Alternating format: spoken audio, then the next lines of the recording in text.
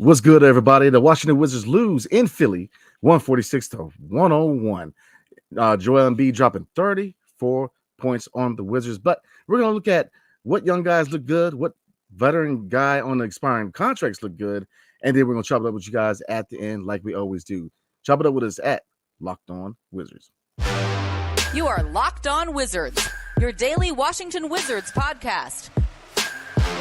Part of the Locked On Podcast Network, your team every day.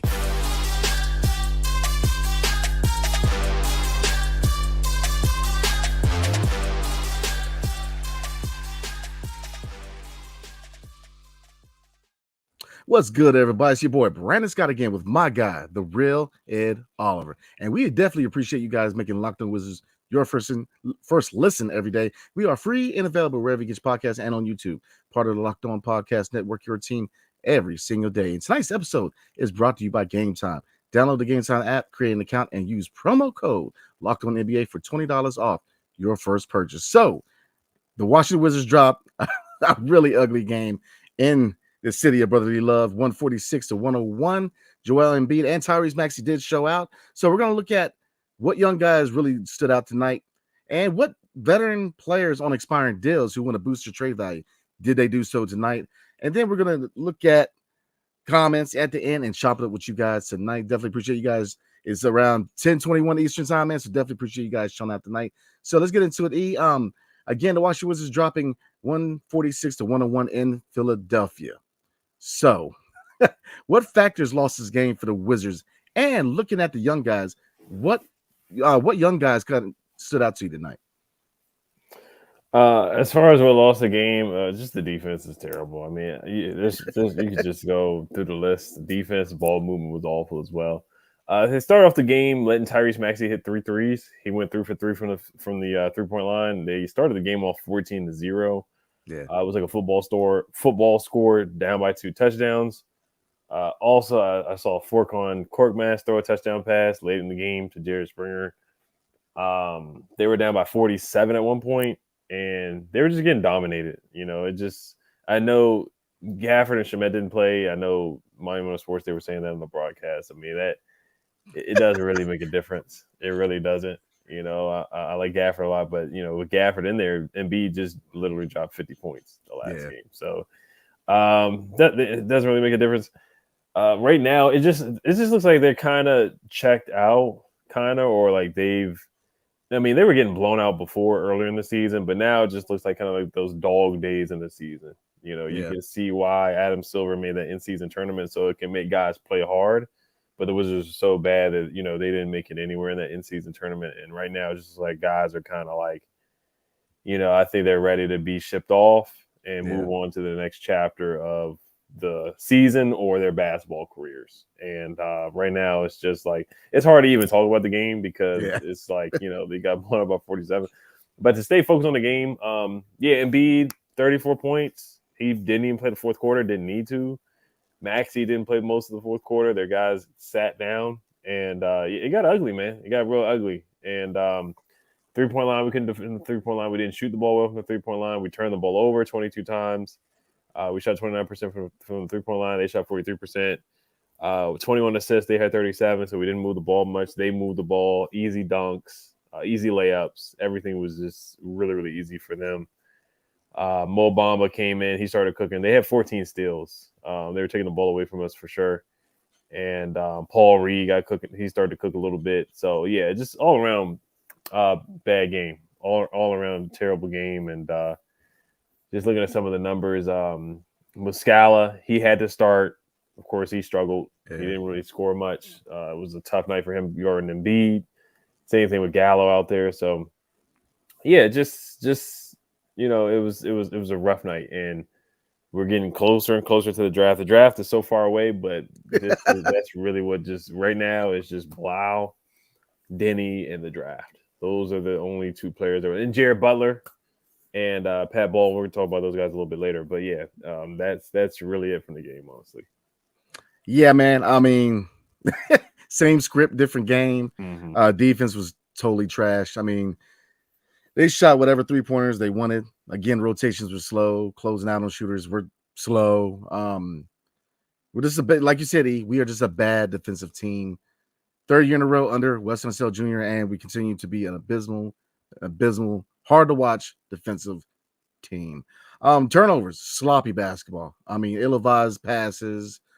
Just like you said, they're checked out. I mean, really, I hate to say this, man, but the two players really you see the most hard from is Denny and Bilal. I mean, everybody else is checked out. You know, you're seeing Poole and Kuzma has some words on the court. You see their faces on the side on the bench, man.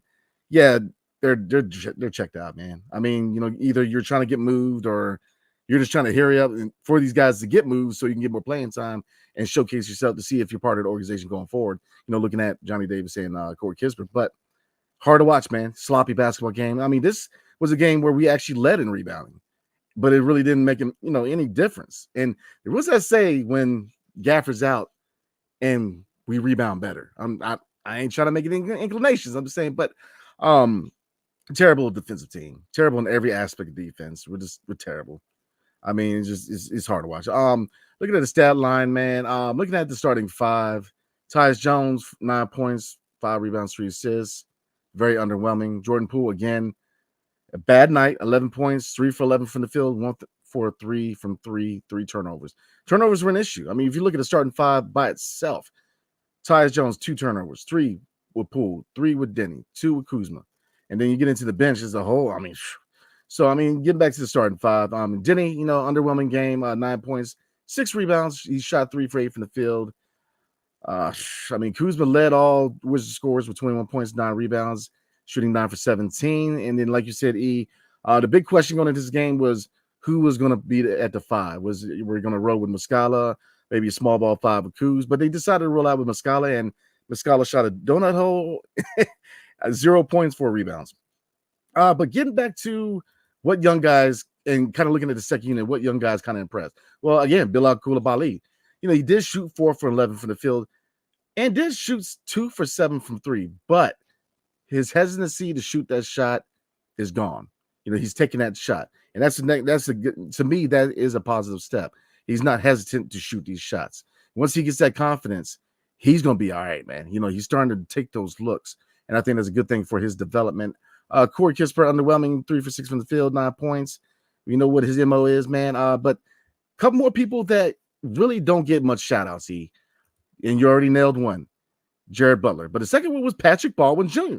16 points tonight, and he scored, or 16 minutes, 10 points, shooting 3 for 5 from the field, and 2 from 3.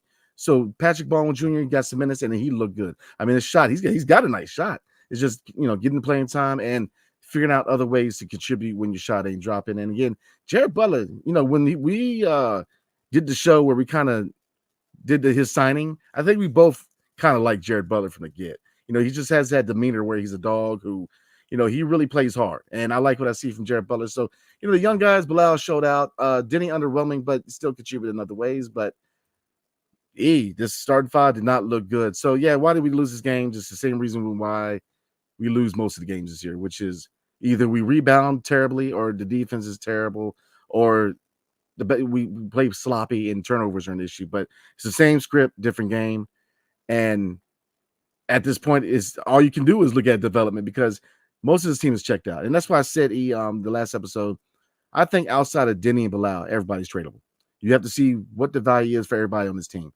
From Gaff to definitely Jordan Poole, everybody, you have to see what their value is and really capitalize because we need to give some of these guys a lot more minutes. Bilal needs to start. Patrick Baldwin Jr. kind of, a little voice in my head said, look, he needs more minutes. We need to see what we got in him after the deadline because, look, if, Patrick Baldwin Jr. is in a drinking prospect. So, yeah, it's all about development. I'm definitely in favor of moving most of the team, about 3/4 of the team at the deadlines. And that's where I'm at, E. Obviously, I can't 100% be checked out because it's my job to cover the team. But it's tough. It really is because it's one thing to lose. It's another thing to lose and put no effort towards winning. And that's where we're at, man. So 100%. Yeah. So we're going to talk about some of the young guys a little bit more before we do that. We're going to get to a quick word from Brandon. Absolutely. Tonight's episode is brought to you by Gametime. So I am a game fanatic. I go to baseball games. Baseball season coming up in April. Football and basketball, obviously, is my Whiz Kids and Georgetown Hoyas. So I've gone through all the ticket avenues, right? Ticketmaster, SeatGeek. It's a bunch of them. But the one I'm kind of looking at is Gametime because let's be real, man. You shouldn't have to worry about buying tickets to your next event. Gametime is the fastest and easiest way to buy tickets for all sporting events.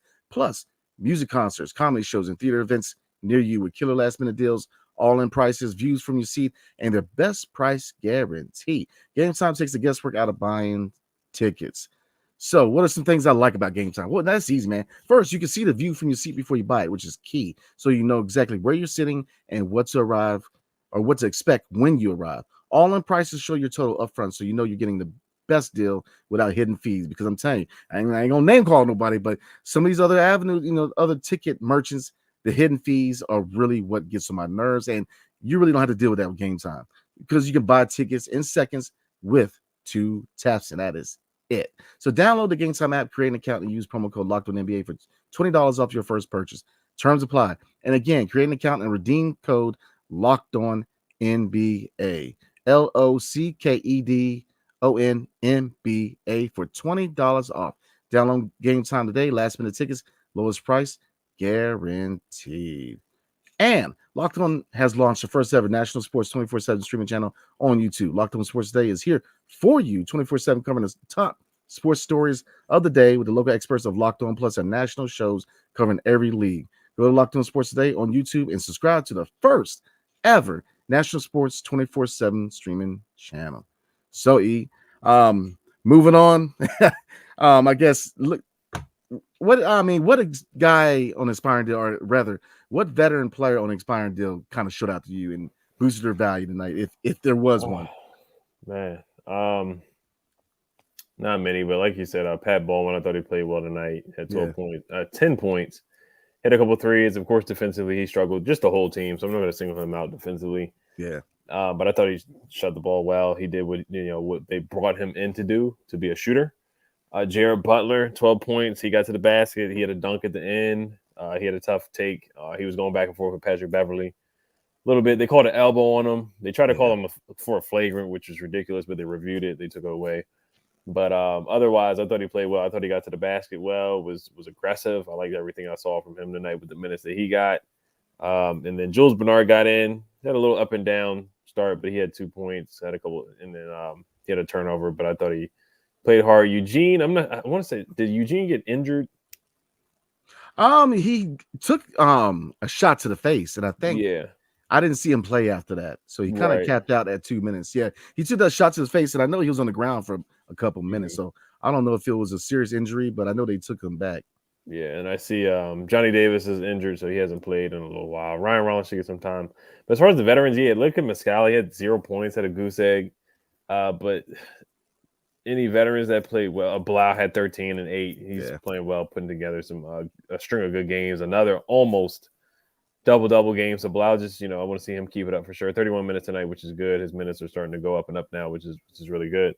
But as far as the veterans, man, not much at all, man. Gala was awful. Or Gala didn't really put up much. 11 minutes, 2 points. Same thing with Gala, 0 points, 20 minutes. Just not much at all. Another inconsistent game from Jordan Poole with 11 points, and Kyle Kuzma, 20 points and 9 boards. But I heard he was going back and forth with Jordan Poole. So no veteran really stood out at all. Nah, not at all, man. It was just bad. I guess boosting trade value, maybe Tyus, but at this point, man, Tyus is looking like what he is, a backup point guard. He, when he starts, he does he reminds me of Monte Morris. I hate to be like that, man, but him and Monte, they're the turnover ratio, they're pretty good, but outside of that, they don't really wow me. You know what I mean? They do a good job holding down the offense, but they're not long-term answers. And Tyus Jones again shows that, is he probably a career backup? Yeah, absolutely. And there's nothing wrong with that because again, at the deadline, there's going to be a team that's going to need a guy who can run the second unit. So he definitely has value. But yeah, this was an ugly game. Ugly game. Bilal looked decent, but this almost became the worst the worst loss in team history. I mean, I think what we were like, what is the record is what 53 points, I believe. I think so. I know they lost to the Nets last when Gafford fell and Kevin Durant made Gafford fall. That was a really bad loss. I'll look that one up.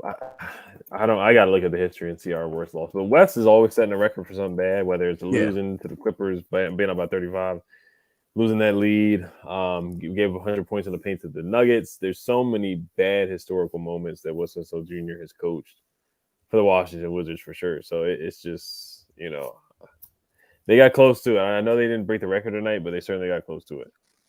Yeah, I looked at it during the game, and I believe it's 1970. It was 53 points. I got to double check, but yeah, I mean, so it was a bad loss, man. I mean, we just this team is checked out. I mean, if we could go ahead and fast forward to the deadline, I think we should go ahead and do that because they checked out, man. I mean, a lot of these veteran guys, they're looking for a way up out of here. And then you look at that one guy in particular, Jordan Poole. If you don't want to be here, then I think that behooves him to start boosting his value. So at the deadline, we can see what we can get for him. But I think that the best case scenario for this team is to put everybody on the block, except for Bilal and Denny, see what the offers are. And after the deadline, this needs to be a youth movement. That's it. Because there's nothing else that can come out of the season. This team is it's not probably. They are one of the worst teams in the NBA. Oh, yeah. They're the worst team. Outside of Detroit and San Antonio, we're definitely in the running for the most trash team in the league. So, for sure. And I know it's crazy because I know NBA League Pass came out with the watchable teams or the worst unwatchable team. The Wizards, probably they're at where they're at, where they were projected to be as far as a watchable team. They are definitely the worst team in the league right now, for sure. And they, somebody in the comment, brother, gets the comment. Somebody said it's hard to see 10 wins. It is hard to see 10 wins. They're 3-19 right now. Yeah, I don't see 10 wins. I mean, they really might be 9-72 or 73 or 8-74. We'll see. It's hard to see them get 10 wins. It really is. And I'm really upset with myself for not taking that under on FanDuel because I was just staring at it right before the season started. But, yeah, man. I mean, at this point, they should start paying people to watch the Wizards games. Make it like a holiday package, man. Give them a half smoke, a go-go tape, and I mean, you never know, man. So we're gonna go ahead and move on to comments, man. But before we do, E's gonna chop it up with us about FanDuel tonight. Yes, sir. Today's episode is brought to you by FanDuel. As the weather gets colder, the NFL offers stay hot on FanDuel. Right now, customers get $150 in bonus bets with any winning $5 moneyline bet. That's $150 if your team wins. If you've been thinking about joining FanDuel, there's no better time to get in on the action. The app is so easy to use. There's a wide range of betting options, including spreads, player props, over-unders, and more.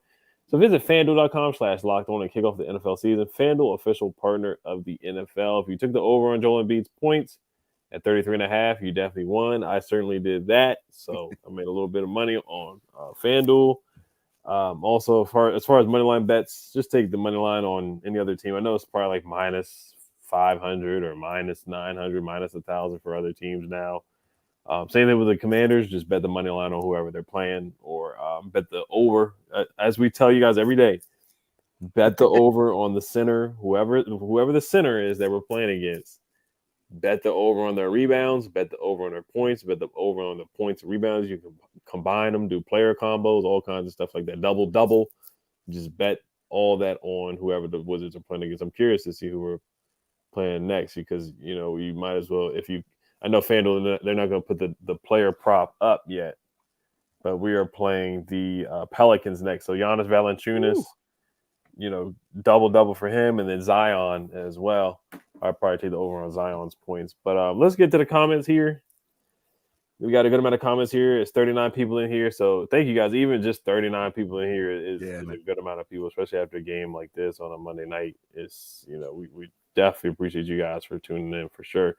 We'll probably read only 2, and then we'll save the rest for tomorrow because there's no game tomorrow. So we'll just do a preview and probably follow up on a lot of the questions you guys have on tonight in the comments. Now, there is a fake news comment here. Muhammad Worthington says, Brandon, you guys take that. West should be the coach of this rebuild. Might be the worst take. We never said that. Come on now. We never said West should be the coach. We said that they picked up the option that was way too early, and you guys know that. We said that was way too early. They keep rewarding people early all the time. They picked up Johnny Davis's option, and that was too early. Wes Unseld Jr., they gave him they picked up his option. That was way too early. And, Denny doing the contract extension, I thought that was a little too early, too. I'm not going to lie to you. That was my opinion on that. I thought they made moves just a little too early. I did want to see Denny play the year out, but I'm happy that they gave him the contract, and he's playing well. I like the way he's playing right now. He's not putting up big numbers, but he's playing well. He's being aggressive. But as far as West, no, I think every Wizards fan agreed even before the season started that West should not be the coach of this team. He's a lame duck. When they brought him the new regime, I don't like when new people come in and they keep holdovers. It's kind of like the Commanders with the new owner coming in and keeping Ron Rivera. Of course, you couldn't fire Ron Rivera because it was just too late when Josh Harris bought the team, but a new owner and a new GM, a new staff front office, they need to get their own guy. They don't need to keep any holdovers. They should fire and just clean house. And I think they picked up his option, so it's kind of weird. But I think, we both said it's because of Ted, probably. We're just, kind of, we don't know for sure, but, the whole legacy with his dad and whatnot. So, we just got to wait this out and see who they hire as the next coach. West may be here next year because they picked up that option, but we'll see. But Muhammad, you know darn well we did not say that. Yeah, he knows we say that. Come on. I mean, nobody say that, man. Looking at last year when we still had Bradley Beal and KP on the team, we said this. The take was, were we intrigued to see how he does on the rebuilding team where they try to get the personnel? Yeah, that's all we said. But nobody said that he's supposed to be the guy. No, I've been saying it for probably since the season started. I think he needs to go. So yeah, you're just hearing what you want to hear, man. So we'll go ahead and move on. Great. Bullets Nation. This is what I said too. Yeah, Monumental Sports. I was listening to it. We definitely like the guys over there. Some of the people from Monumental Sports have certainly been on our show for sure. So we respect what they have to say, but we disagree sometimes with what they have to say, and that's just normal. But they said, Monumental Sports saying we lost because DeLon Wright and Landry Shamet were out is so disrespectful to real fans. We're not stupid. Yeah, they I don't think they said that we lost because those guys are out, but I think they're saying we lost so bad because they were out. Would have been closer. It would have been closer than 40, sure, but it still would have been a loss. They still would have got dominated and overmatched by Embiid and Maxey and all those guys. So, but I heard it too, and I was just like, Gafford literally just played and Embiid put up 50. So they don't really make that much of a difference. Oh no, come on, man. Go check their cup. I mean, come on, man. No, man. It's like saying that is like saying, no, I didn't hit him with my car. He ran into my car. Like, nah, man, what? No, man. I mean, would they have made a difference? No. I mean, DeLon is important. I'll say that he is more important than we give him credit for. We saw that more last year than this year because he was injured last year too, and our defense as a team went down last year. But I mean, DeLon, Shamet, and even Gafford, would they have made a difference? No. I mean, Embiid is going to eat. I mean, you cannot look at any center in this league and point and say, well, Gafford's better than him. It's not many, man. I mean, Gafford is outplayed, out-muscled, out-finesse, out-athletic. I mean, in most centers in this league, let's be real. I mean, even if Gafford played and Embiid didn't, I mean, do you necessarily think that Gafford would have outplayed Mo Bamba? I hate to be like that. I'm just being honest with you, man. I mean, he's just not it starting center. And that's why I said that everybody needs to be tradable. Even Gafford, man. I thought that they gave him that extension way too soon. It's like Wes Unseld got that option way too early. They need to evaluate and quit. It was way too premature to give him that extension, in my opinion. So, because Gafford, I like Gaff personally, but outside of a lob threat, what does he provide? I mean, he can defend the paint. Yeah, when it's like, you know what I mean? So that's where I'm at, man. It wouldn't have made a difference. It's a cop-out, man. And it's a sad one at that. Great. Guru, yeah, I didn't say that. I told you that. I told you I took the under on 24 wins, and I was staring at it on FanDuel, and I said I should have taken it. So I didn't say take the over on 27 wins. So yeah, they are who they are. They're just not a good team, and they're gonna get hopefully they get the first pick because it's still the lottery, and they still, with the Wizards' luck, they'll fool around and get the 4th or 5th pick of the draft.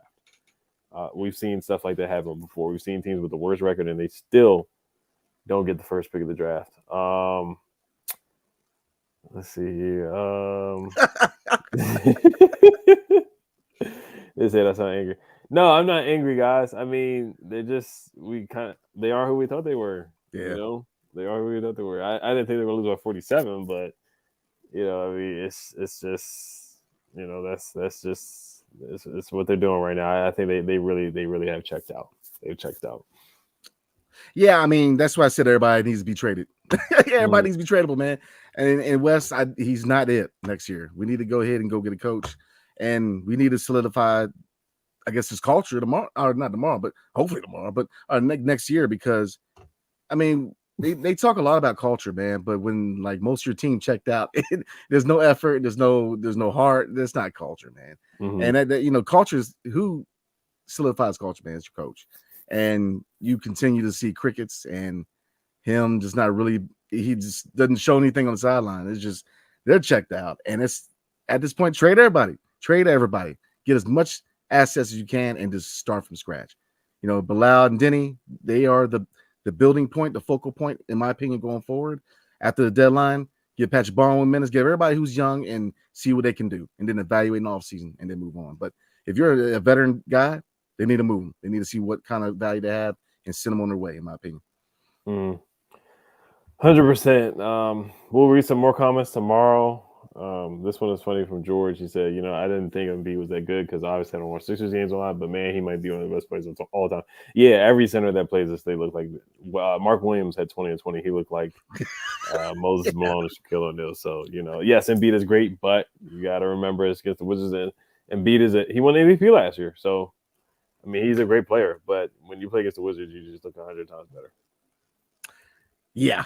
Yeah, I agree, man.